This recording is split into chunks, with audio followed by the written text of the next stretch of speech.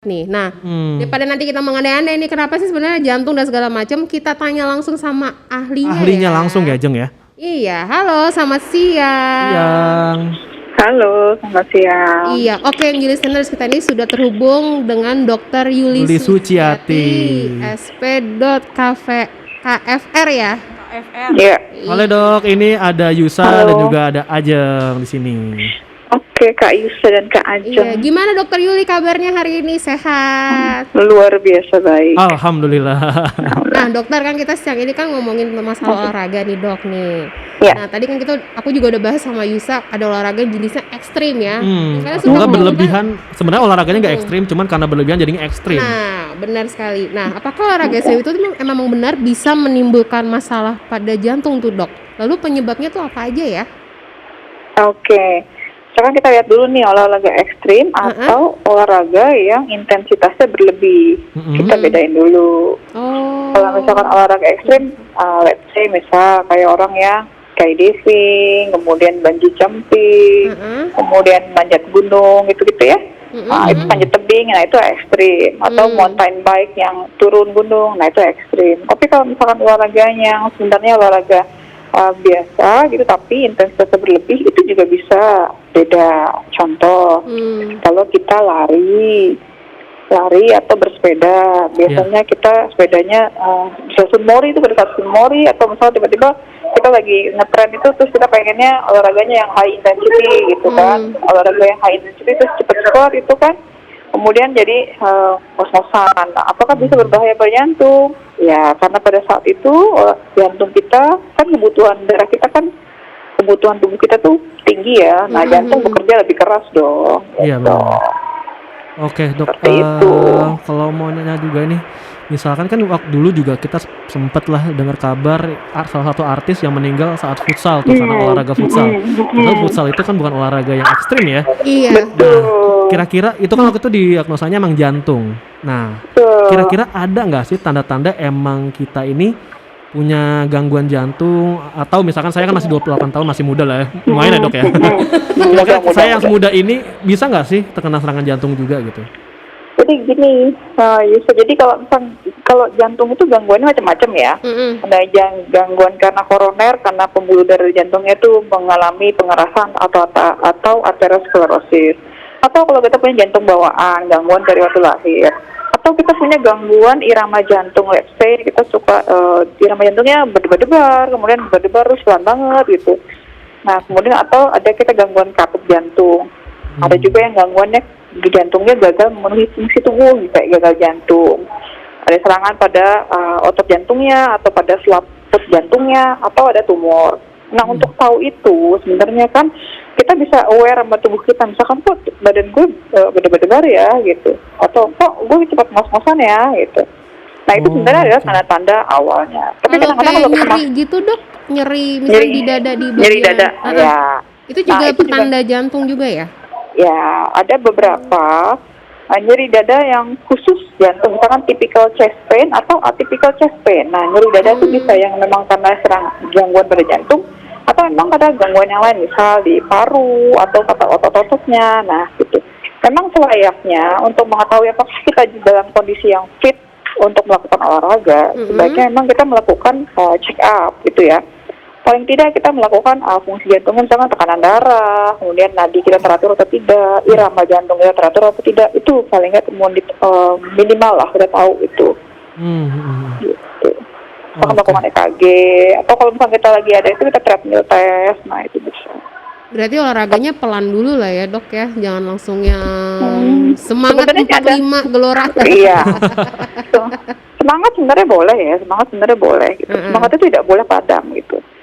Semangat tidak boleh padam, tapi kita harus tahu dosis yang tepat atau intensitas yang tepat kalau kita melakukan olahraga. Contoh, misalkan kayak gini, kita mau melakukan olahraga apa nih sukanya Yusuf sama Ajeng, apa sepeda gitu, yang lagi pengen sepedaan nih, sepeda gue dibeli mahal-mahal gitu, maksud iya gue gak keren pencapaiannya berapa kilometer di apps gitu kan gitu. Nah, lihat nih, kita sepedaan tuh kalau saat kita ini intensitasnya ringan, kita pada saat sepedaan tuh kita nafasnya biasa aja, bahkan kita bisa nyanyi satu lagu. gitu. Nah itu intensitasnya ringan gitu kan. Gitu. Kemudian kalau misalkan kita udah merasa ini intensitasnya mulai naik nih, ringan dan sedang, tuh nafas kita perlu usaha untuk nafas. Kemudian bicaranya mulai kalimatnya nggak lengkap. Misalkan, mau ke mana sepedaannya gitu, itu ke situ tapi ngomongnya udah mulai nggak lengkap gitu. Nah kalau intensitasnya udah mulai sedang, kita udah mulai ngos-ngosan dan bicaranya mulai sepotong-potong gitu. Oke. Kalau berat, udah lebih jelas lagi. Ngos-ngosan dan bicaranya cuma satu kata berhenti, itu intensitasnya berat. Itu cara gampangnya monitor. Ini olahraganya kita kelebihan nggak sih? Gitu. Benar sekali. Nah, Dokter Yuli, kan yang sejak pandemi ini kan memang banyak ya masyarakat Indonesia itu melakukan aktivitas olahraga. Ada yang rutin banget, ada yang begini. Nah, tapi ini ada juga nih dokter yang orang-orang yang jarang berolahraga. Nah, kira-kira olahraga yang baik untuk tubuh tuh apa ya, Dok? Untuk awal-awal lah, Dok. Iya, untuk awal-awal. Atau olahraga yang weekend warriors gitu ya. Nah, boleh tuh, Dok. Weekend warriors. Jadi sebenarnya yang dibutuhkan itu adalah aktivitas fisik yang kontinus. Kita dalam seminggu itu kita melakukan olahraga tuh let's say 150 menit per minggu. 150 menit per minggu ya? Per minggu, iya per Kurang minggu. banget gitu ya. Gimana cara ngitungnya ya? Iya. Kalau misalkan kurang dari 10 menit dalam seminggu tuh gimana, Dok? Efeknya apa? Misalkan gini, kalau misalnya kita orang-orang yang biasanya mager nih, tim-tim rebahan gitu kan, kan tahun lalu kan rebahan tuh save the day ya, penyelamat gitu. Nah soalnya kita kan mulailah dengan jalan, continue, jalan terus gitu ya, jam 10 menit itu. Nah itu kita lihat itu olahraga 10 menit, physical activity, atau naik turun tangga dalam 10 menit, nah itu juga olahraga, tapi continue ya, gitu. Nah sebaiknya sebelum melakukan olahraga itu, stretching dikit lah gitu supaya meminimalkan risiko cedera. Tapi kalau itu olahraga, kalau udah cedera kan biasanya orang jadi malas gerak lagi. Betul. Gitu. Itu kalau misalnya stretching gitu ya, itu ada kayak minimal berapa menit gitu nggak sih? Kadang kalau misalnya udah stretching, sehabis itu ada kayak pahanya sakit atau betisnya jadi sakit. Udah jadi olahraga deh, Iya. Dok. Jadi kayak Stretching aja capek. gitu. Iya, baru stretching aja udah capek gitu ya. Iya. Gak jadi Ya, olahraga. kan yang paling mudah identifikasikan kalau kita sebenarnya kurang gerak adalah kalau stretching aja terus kita langsung jadi ngos-ngosan.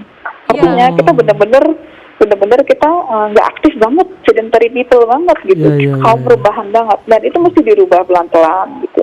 Karena kan sudah tahu ya kalau misalnya kita mager tuh dampak negatifnya lebih banyak dibandingkan dampak positifnya gitu.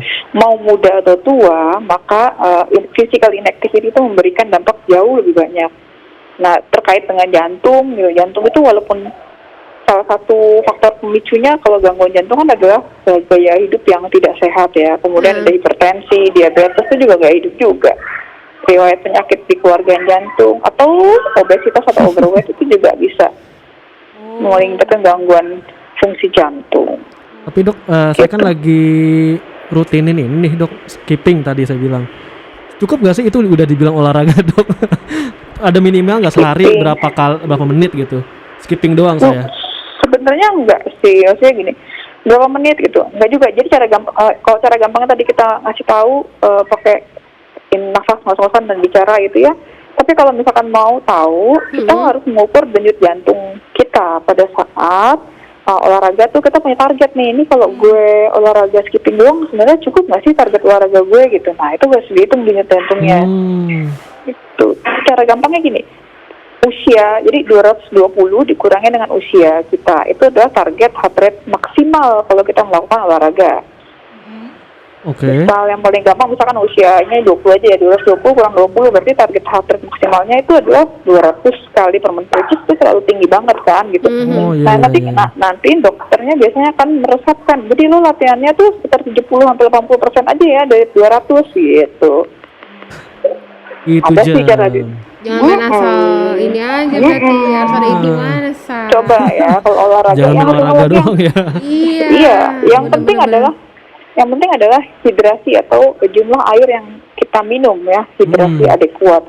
Biasanya kalau bisa olahraga enaknya minum yang dingin-dingin dan manis-manis, which is sebenarnya enggak dong ya, paling bagus adalah air putih gitu ya, sama adem Nanti kalau habis olahraga sepedaan atau skippingan nyari-nyari yang dingin-dingin manis-manis, es teler gitu. Air putih aja dok. Saya penggemar air putih. Bagus. Kalau makan sehatnya juga harus ini ya dok ya, harus diperhatikan juga ya. Sebenarnya gini loh, tubuh kita itu kan memiliki kemampuan untuk memperbaiki diri ya.